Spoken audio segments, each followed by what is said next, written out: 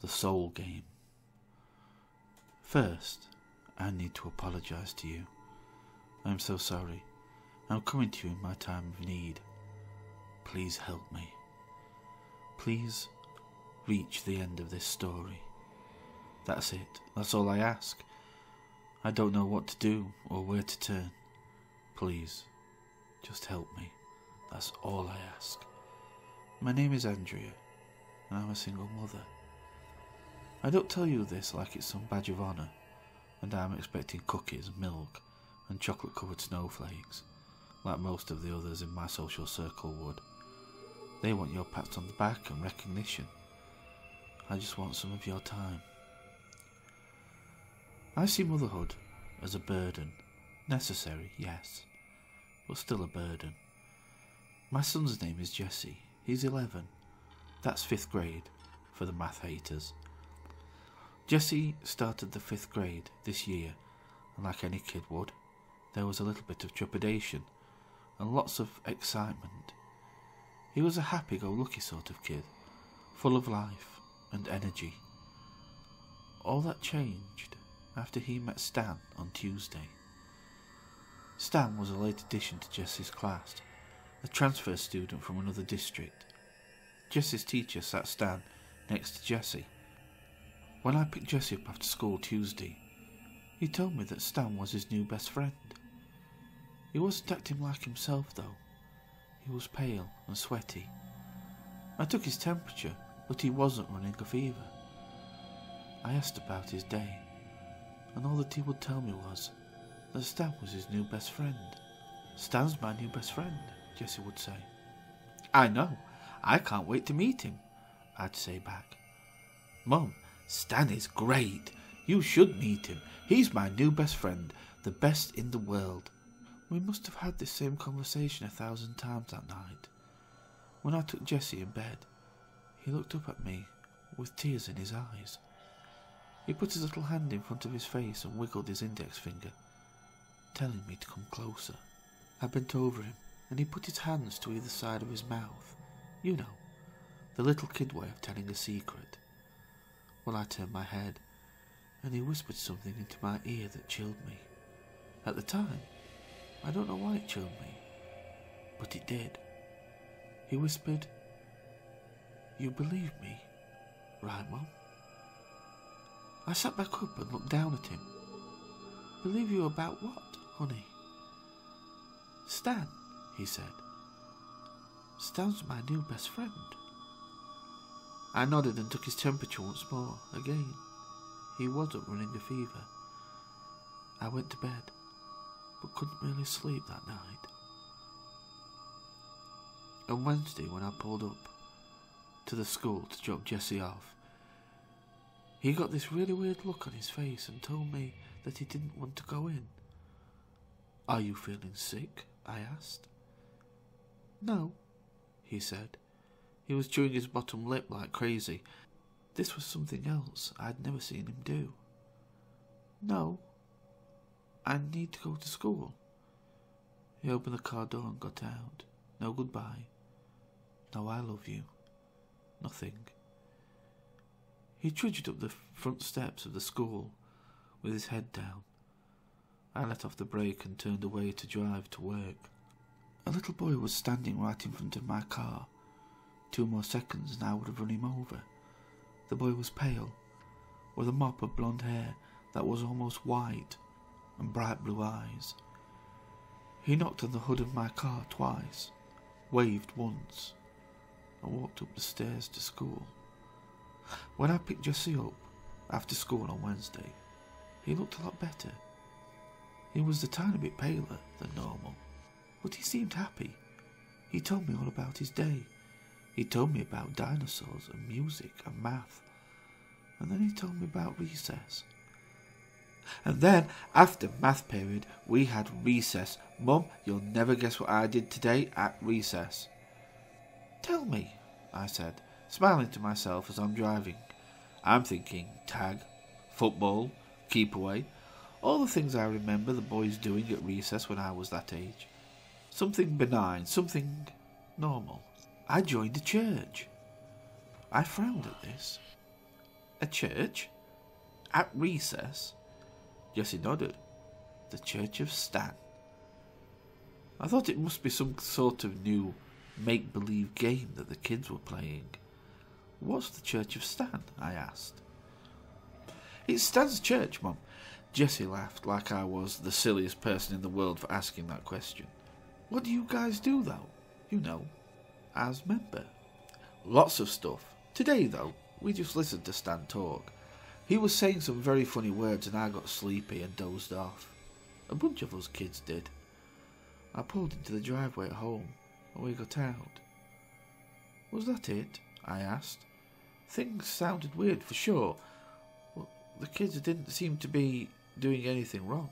Stan gave us flyers too. Jessie pulled out a crinkled up piece of paper and handed it to me.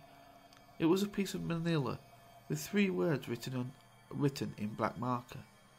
Church of Stan. Again weird, but nothing wrong. I just thought the boys were playing make-believe. I was wrong.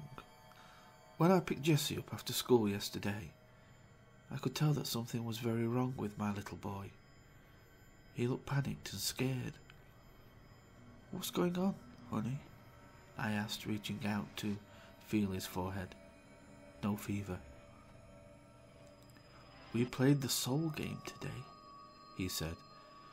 Jessie's head was on a swivel. He couldn't sit still. He kept looking all around as we headed home. The soul game? I asked. Jessie just nodded and kept trying to look everywhere at once. Beads of sweat dotted his upper lip. What's the soul game? I asked. Jessie shook his head, no, and said nothing. Jessie, what's the soul game? I asked. I told him I didn't want to, but he said he wouldn't be my friend anymore if I didn't play. Who wouldn't be your friend? Where were the teachers? Jessie started breathing harder, but still answered. It happened in church, he said. Then he whispered, Teachers aren't allowed in the church. The Church of Stan? I asked. Jessie nodded. The tears slipped down his cheek. What's the soul game, Jessie? I'm your mother. You tell me right now and I'll take care of everything, I said. I can't tell you, Mum. I can't. The rules are bad. They're so bad. What about Stan? I asked. Will Stan tell me the rules? No! Jessie screamed this and scared me half to death. Don't ask him the rules. Please, don't. Mum, please. I pulled into the driveway, scared and confused. Promise me, Mum. Promise me, please. Jessie was bawling now, terrified. I took him into my arms and rocked him. I hadn't rocked him like that since he'd been in kindergarten. He fell asleep in my arms, and I carried him inside. I took him straight to his room and got him ready for bed. He just needs sleep, I kept telling myself. All he needs is sleep. I put him to bed and ate dinner alone. I checked up on him around 9 when I went to bed. He seemed to be sleeping well, so I decided to go to sleep. I woke up to screaming at the top of his lungs, 18 minutes after midnight last night. I ran to his room, but he wasn't in bed. I turned on the light and Jessie came flying out of the closet like something was chasing him. He latched onto my leg and kept screaming. I tried to calm him down and ask what was wrong at the same time. He wasn't making any sense. He kept screaming about the soul game. I kept asking what that was, but he wouldn't tell me. I tried to put him back in bed, but he would have none of it. Finally, I just took him to my room and he slept in my bed. Jessie fell right to sleep. I was lying on my side watching him, stroking his hair, when his eyes popped open and he stared into mine. I'll tell you the rules after school tomorrow, lady, he said. Then he closed his eyes. What was going on with my kid? In the darkness I stared at the ceiling for a long time before rolling over to my side and staring into the bathroom. You know how when you're on the edge of sleep, Sometimes your leg will kick and jerk you awake, or you will imagine you're falling, or that you've just tripped over something and get jerked awake. That happened to me all last night. Only I kept being ripped from sleep by seeing something in the doorway of the bathroom. Every time my eyes would start to slip shut, I'd see the dark outline of something large in the doorway and jerk awake. Of course nothing would be there, and I would start falling asleep again. The outline would appear in the doorway once more, but it would be closer to me, like it had taken a baby step. Over and over this happened, until morning. This morning on the way to school, Jessie seemed out of it, lethargic. I felt the same way. I was even more exhausted. I thought of asking Jessie about what he'd said right before he fell asleep, but couldn't. I was afraid it would send him into hysterics again, so I left it alone. I drove him to school, and he didn't say a word the whole time. He was acting like a robot, listless, unemotional. I got a call shortly after dropping him off to come pick him back up. He'd vomited in class. When I picked him up, he was the same. I asked him several questions, but he only gave me grunts in response. The plan at home was to get him changed out of his dirty clothes and then take him to the doctor. He didn't say anything until we pulled into the driveway. "Can Stan come over today?" he asked. He stared out of the windshield at the garage door. "You're not feeling well, honey, and do you really want him to come over?" I asked.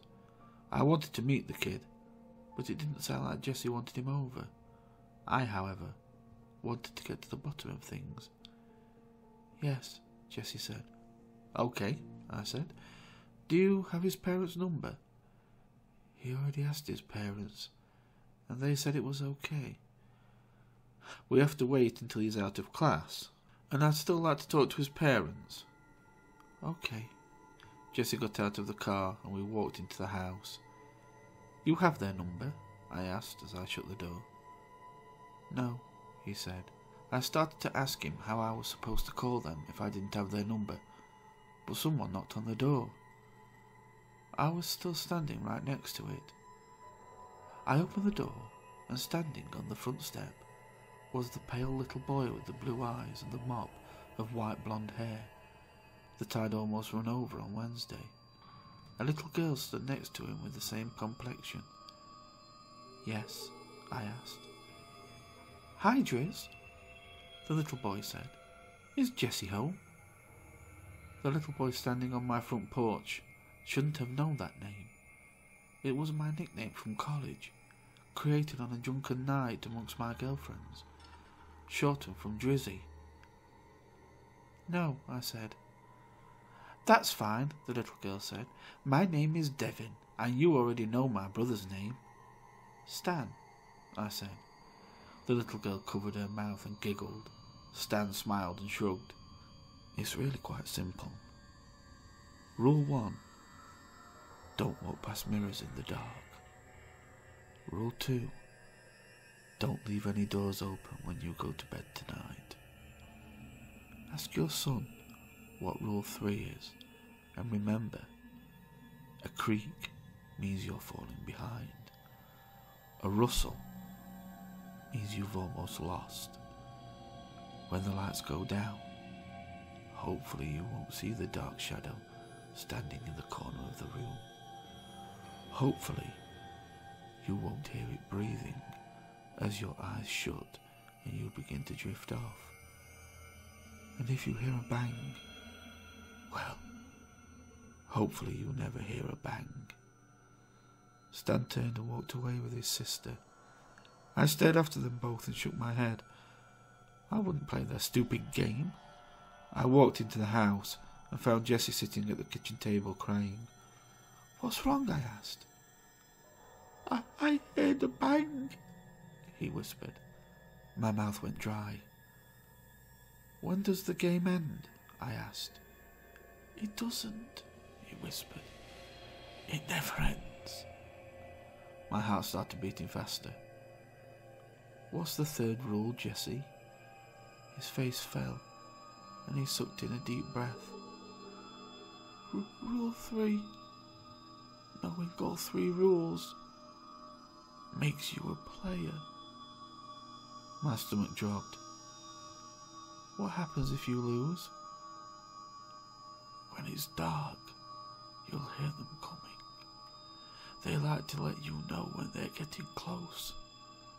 Who? Stan and Devin, Jesse said.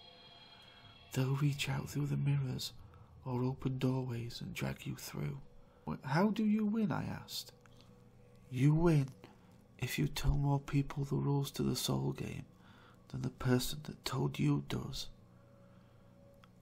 Like I said, I am so sorry, but thanks for helping. Really, I'm going to enjoy my newfound freedom, and I hope that you enjoy your night. Now you know the rules. You are a player. Give Stan and Devin my best.